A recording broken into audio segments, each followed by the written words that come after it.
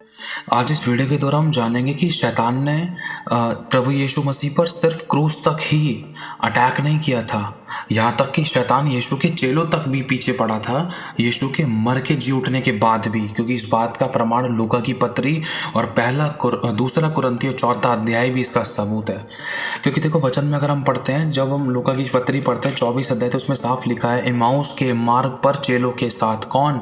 यीशु मसीह चेलों के साथ इम्माउस के मार्ग पर चल रहे थे, उनके साथ थे। और लगभग प्रभु यीशु मसीह ने उनको 2 से 3 घंटे, लगभग काफ़ी देर तक, मतलब मूसा भविष्यद्वक्ता से लेकर, आरंभ से लेकर वरन सारे पवित्र शास्त्र में से अपने विषय में लिखी हुई सब बातों का अर्थ उन्हें समझाया।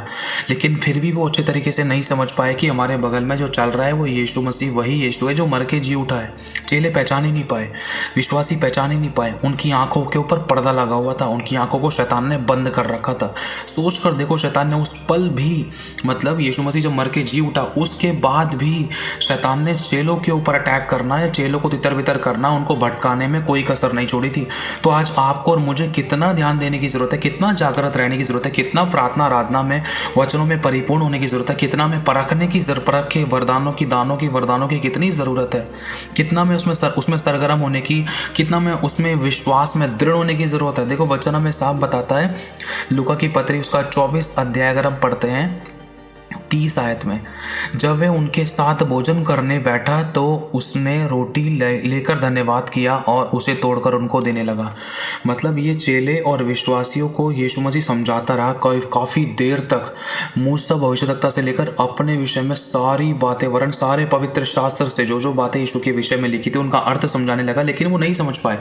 लेकिन समय इतना हो गया, देर इतनी हो गई, इतने घंटे हो गए कि अब मान लो रात को आराम करने का समय था, तो इन लोगों ने कहा तो एक काम कर, तू हमारे साथ ही बैठ जा। तो यीशु मसीह उनके साथ बैठ गया।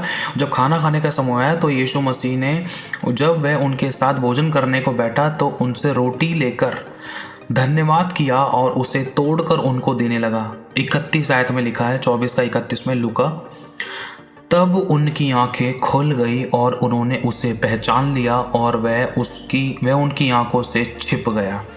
देखो, ये कितना सामर्थी वचन था, जिससे हमें साफ पता चलता है कि शैतान ने उनकी आंखों को बंद कर दिया था। मतलब वो दुनिया संसार को, सब चीज़ों को देख तो पा रहे थे, लेकिन यीशु को, तेजोमय यीशु को नहीं पहचान पा रहे थे।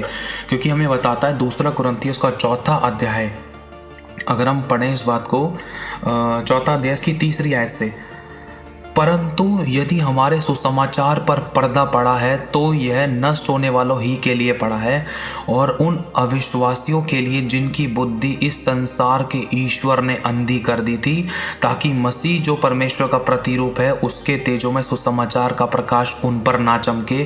क्योंकि हम अपने को नहीं परंतु मसीह यीशु को प्रचार करते हैं कि वे प्रभु है।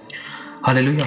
तो इन बातों से हमें साफ पता चलता है कि शैतान ने कोई भी कसर नहीं छोड़ी। जब वो अपना पूरा 100% देता है एक विश्वासी को, एक सेवक को, एक प्रभु के दास को, एक नए विश्वासी को, पुराने विश्वासी को पाप में डालने के लिए पूरी कोशिश करता है, उसको गिराने के लिए पूरी कोशिश करता है। जब तक वो गिर नहीं जाता, जब तक वो टूट नहीं जाता, बिखर नहीं जाता, जब तक वो प्रभु से दूर नहीं हो जाता, जब तक वो प्रभु का विरोध नहीं करता, जब तक वो प्रभु के विरोध में खड़ा नहीं होता, जब तक शैतान जोर लगाता रहता, कोशिश करता रहता है इसको कैसे ना कैसे करके, घर से नहीं तो परिवार से, परिवार से नहीं तो कलीसिया से नहीं तो पड़ोसी से, दोस्तों से, मित्रों से, अगर ऐसे नहीं तो हेल्थ वेल्थ में, शारीरिक में, या धन को लेकर किसी ना किसी प्रकार से शैतान एक विश्वासी के पीछे पड़ा रहता है कि वो किसी ना किसी प्रकार से जो यीशु उनके अंदर वास कर चुका है उसको ना पहचान पाए, उसको ना समझ पाए, वरन ये या तो आत्महत्या कर लें या गलत चुनाव कर लें या प्रभु को छोड़कर चले जाएं उड़ाऊ पुत्र के समान।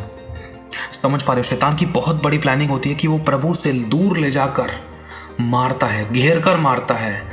और उस कंडीशन में बहुत से लोग ऐसे होते थे जो गिर जाते थे, वापस उठने का उनको मौका ही नहीं मिल पाता था। मेरे भाई और बहनों, ये वचन आज इसलिए हमारे मध्य में आया कि हमें और सावधानी बरतने की जरूरत है। जब शैतान अपना पूरा 100% दे रहा है एक विश्वासी को गिराने के लिए, पाप में डालने के लिए, पीछे पड़ा हुआ है, तो हम अपनी तरफ से पूरा 100% क्यों नहीं देते किसी की रूह को बचाने के लिए, अपनी रूह को बचाने के लिए, प्रभु में बढ़ने के लिए, या लोगों को छुड़ाने के लिए, उनको बचाने के लिए, उनकी जिंदगी में बड़े कामों को करने के लिए, या प्रभु के उद्धार को उनकी जिंदगी में लाने के लिए हम क्यों ढीले पड़े हुए थे, हम क्यों कमजोर थे? ये बात हमारे करेक्शन के लिए है, अभी नहीं तो कभी नहीं। प्रभु आपको और मुझे मौका दे रहा है। हालेलुया। हमें फिर से उठना है, उसके पास जाना है। वचन, प्रार्थना, आराधना और संगति में लौलीन रहना है ताकि हम प्रभु से दूर ना हो सके और उसकी भूख और प्यास रखनी है। पौलुस ने कहा तुम और भी आत्मिक वरदानों की धुन में रहो। हमें चाहिए, हमें उसका स्वभाव चाहिए, हमें उसके फल चाहिए, उसका चरित्र हमें चाहिए। हमें भूखा और प्यासा रहना है। बहुत कुछ मिल जाने के बाद भी हमें तृप्त नहीं होना है। हाँ प्रभु, मुझे और बढ़ना है, और आत्मा को बचाना है, और बड़े बड़े काम करने हैं, और चंगाइयाँ करनी है, और लोगों को छुड़ाना है, और लोगों के आंसू को पोंछना है। ठहरना मत, खुद आपको बढ़ाएगा। हालेलुया, क्योंकि वो हमेशा बहता रहता है। Hallelujah, God bless you so much. प्रभु सभी को बहुत आशीष दे। अगर आपको लग रहा है आप कमज़ोर पड़ गए तो आप सोच कर देख लो, कहीं आप शैतान को जिता तो नहीं रहे आप कमज़ोर पड़ के? कहीं शैतान को, दुष्ट आत्मा के काम को आसान तो नहीं कर रहे आप ढीले पड़कर, आप रुक कर? सोचने वाली बात है। अगर अब तक भी ऐसा था तो फिर से एक नई शुरुआत करें। आज आप शैतान को जवाब दें। खुदा आपके और मेरे साथ है। आमीन। God bless you so much. प्रभु सभी को बहुत आशीष दे। सभी को जय मसीह की। और मैं एक चीज़ आप लोगों से और कहना चाहता हूँ, जैसे कि यदि प्रभु आपको अगवाही करता है, किसी को कोई फोर्स नहीं, कोई ज़ोर ज़बरदस्ती नहीं है, जैसे कि स्क्रीन पर दिख रहे, आप बारकोड को स्कैन करके आप इस मिनिस्ट्री को, इस जो प्रभु की जैसे सेवा चलती है, जिसमें प्रभु हमें इस्तेमाल करता है, आप हमें ब्लेस कर सकते हैं। आप अपनी कोई भी ब्लेसिंग्स को आप सेंड कर सकते हैं इस मिनिस्ट्री को सपोर्ट करने के लिए।